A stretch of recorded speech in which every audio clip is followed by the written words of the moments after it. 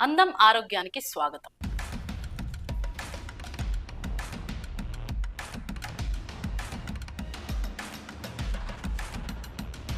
Vitamin C లాభ నష్టాలేంటో ఒకసారి తెలుసుకుందాం. అయితే అప్పుడప్పుడు నిమ్మజాతి పండ్లు తీసుకుంటున్నారా? వద్దు. ఇకపై అవి రోజు తినే ఆహారంలో తీసుకుండేలా చూసుకోండి. దానివల్ల ఎన్నో లాభాలుంటాయి తెలుసా? రోగనిరోధక శక్తి బాగుంటే రకరకాల ఇన్ఫెక్షన్లు దరిచేరవు.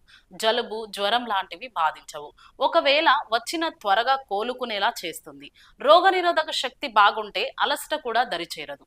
అది సాధ్యం కావాలంటే విటమిన్ సి ఉన్న ఆహారాన్ని ఎక్కువగా తీసుకోవాలి. బరువు తగ్గాలనుకుంటున్నారా?